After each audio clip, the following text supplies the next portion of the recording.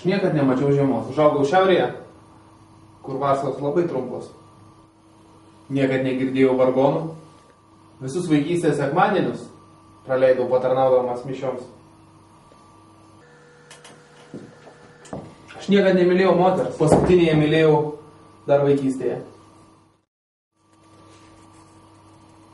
Vieną dieną niekad nenusižudžiau. Norėjau šokti net iš 5. aukšto.